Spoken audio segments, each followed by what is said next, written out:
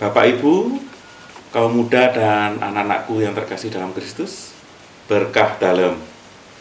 Kita berjumpa kembali dalam renungan bulan Maria dan bulan katekese liturgi tahun 2020.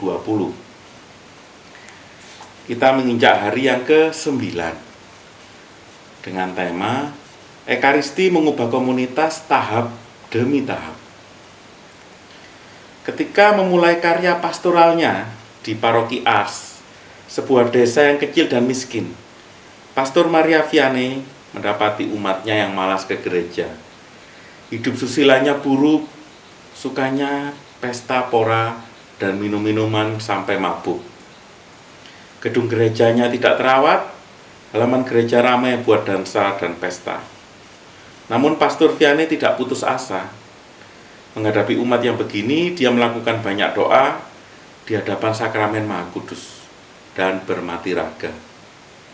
Ia bisa tahan tidak makan 3 hari, dan kalaupun lapar, ia hanya makan kentang rebus. Itu pun yang sudah mulai menjamur. Pastor Vianney bertekun dalam doa dan mati raganya dalam waktu yang cukup lama. Dan baru setelah 7 sampai 9 tahun, umat mulai rajin tergerak. Mereka melihat kesucian Pastor Vianney yang rajin beradorasi dan mati raga. Pelan tetapi pasti, banyak orang bertobat, mengakukan dosa dalam sakramen tobat, hingga akhirnya Ars menjadi tempat persiaran yang amat terkenal di Perancis, di mana orang yang ingin bertemu Pastor Vianney yang suci untuk bertobat dan menerima sakramen tobat. Kisah Santo Yohanes Maria Vianney tadi mengungkapkan satu realitas iman, bahwa umat yang dianggap berdosa pun dapat berubah dan bertobat karena kesucian dari pastor parokinya yang banyak berdoa, khususnya di depan sakramen Maha Kudus dan bermati raga.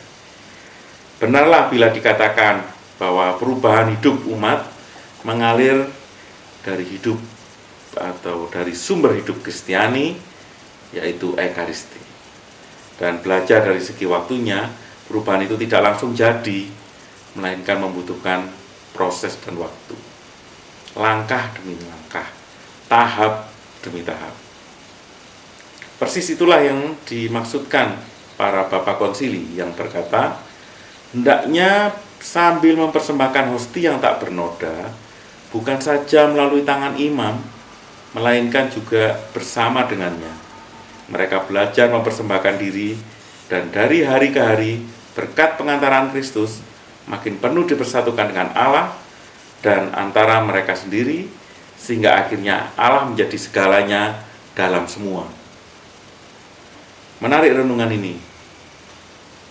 Mungkinkah segala program pastoral kita yang sudah hebat, dengan tolak ukur yang jelas, tetapi tetap saja tidak mampu mengubah umat, gara-gara kita kurang berdoa di depan sakramen Maha Kudus dan bermati raga? Bapak Ibu, kaum muda dan anak-anakku yang terkasih, dari kisah Pastor Vianney tadi, menarik disimak bahwa kekuatan doa dan keteladanan mampu merubah 180 derajat perilaku komunitas itu. Dari sikap umat di Ars, di desa Ars yang tadi acuh tak acuh terhadap hidup penggereja, berkat kekuatan doa di hadapan sakramen Maha Kudus dan keteladanan Pastor Vianney, akhirnya umat di desa tersebut menjadi umat yang sangat gerejawi dan taat kepada Allah. Bahkan akhirnya desa Ars menjadi tujuan persiaran di Perancis. Dan untuk di Indonesia sendiri, nama Pastor Yohanes Maria Vianney dijadikan nama gereja paroki di Cilangkap, di Keuskupan Agung Jakarta. Bapak Ibu, kaum muda dan anak-anakku yang terkasih, doa di hadapan sakramen Maha Kudus dan memberikan keteladanan dalam bersikap mampu memberikan daya ubah terhadap suatu keadaan dan menjadikannya lebih baik.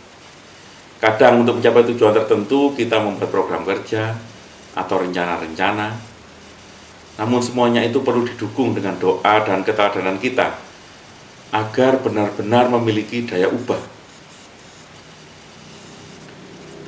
Memang perubahan itu tidak bisa terjadi tiba-tiba atau ujuk-ujuk dalam bahasa Jawa. Namun semuanya memerlukan proses, sebab Tuhan ingin mendewasakan kita dan memberikan pengalaman sebelum akhirnya kita pantas untuk mencapai tujuan akhir yang diinginkan. Bapak Ibu, kaum muda dan anak-anakku yang terkasih, komunitas lingkungan kita atau komunitas masyarakat kita, misalnya di RT, RW, di kampung, di perumahan, atau komunitas tempat kerja kita, atau komunitas keluarga kita, perlu untuk kita doakan, dan perubahan itu dimulai dari diri kita sendiri, di mana kita harus bertekun dan berusaha akan menjadikannya semakin baik. Kita yakin dan percaya bahwa Tuhan akan membuat jalan di mana sepertinya kita menganggap tidak ada jalan. Namun Tuhan bekerja dengan cara yang tidak bisa kita lihat dan semuanya membutuhkan proses.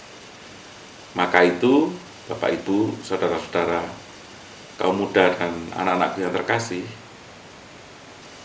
dengan memohon belas kasih Tuhan di hadapan Sakramen Maha Kudus, maka kita yakin bahwa Tuhan akan membuatkan jalan untuk mengubah komunitas kita menjadi lebih baik.